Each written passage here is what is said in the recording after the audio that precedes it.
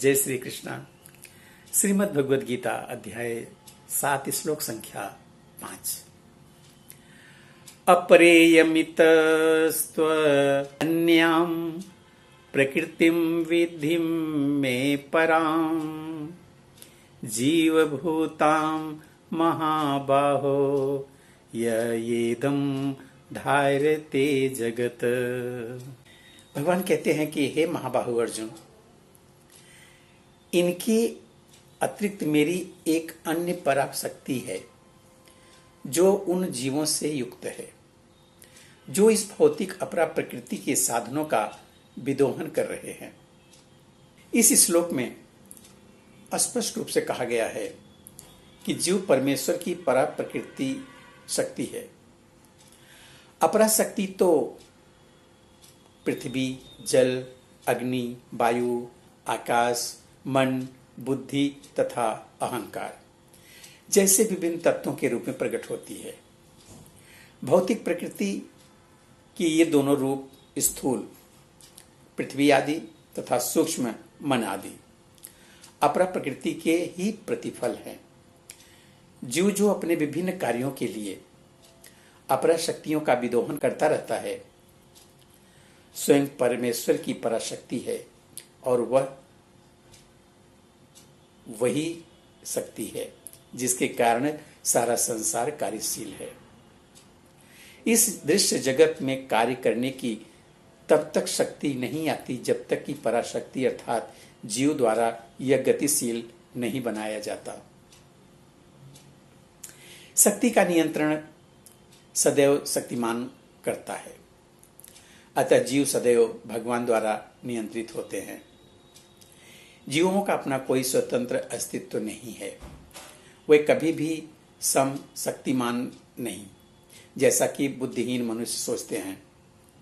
जीव और भगवान के अंतर को इस प्रकार बताया है कि हे परम शाश्वत, यदि सारे देहधारी जीव आपकी ही तरह शाश्वत एवं सर्वव्यापी होते तो ये आपके नियंत्रण में ना होते, किंतु यदि जीवों को अपनी सूक्ष्म शक्ति के रूप में मान लिया जाए तब वे भी आपके परम नियंत्रण में आ सकते हैं।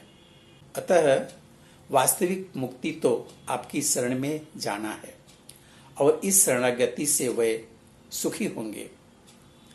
उस स्वरूप में ही वे नियंता बन सकते हैं। अतः अल्पज्ञ पुरुष जो अद्वैतवाद के पक्षधर हैं और इस सिद्धांत का प्रचार करते हैं कि भगवान और जीव सभी प्रकार से एक दूसरे के समान हैं, वास्तव में वे प्रदूषित मत द्वारा निर्देशित होते हैं। परमेश्वर कृष्ण ही एकमात्र नियंता है और सारे जीव उन्हीं के द्वारा नियंत्रित हैं। सारे जीव उनकी पराशक्ति हैं क्योंकि उनके गुण परमेश्वर के समान हैं, किंतु वे शक्ति की मात्रा के विषय में कभी भी समान नहीं है। स्थूल तथा सूक्ष्म अपराशक्ति का उपयोग करते हुए पराशक्ति जीव को अपने वास्तविक मन तथा बुद्धि की विस्मृति हो जाती है। इस विस्मृति का कारण जीव पर जड़ प्रकृति का प्रभाव है। किंतु जब जीव माया के बंधन से मुक्त हो जाता है तो उसे मुक्ति पद प्राप्त होता है। माया के प्रभाव में आकर अहंकार सोचता है कि मैं ही पदार्थ हूं और सारी भौतिक उपलब्धि मेरी है। जब वह सारे भौतिक विचारों से, जिनमें भगवान के साथ तादात्म्य में भी सम्मिलित है, मुक्त हो जाता है तो उसे वास्तविक स्थिति प्राप्त होती है।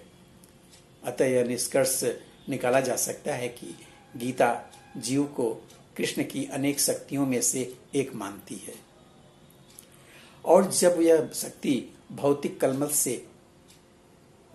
कलमश से मुक्त हो जाती है तो यह पूर्णतया कृष्ण भावना भावित या बंधन मुक्त हो जाती है।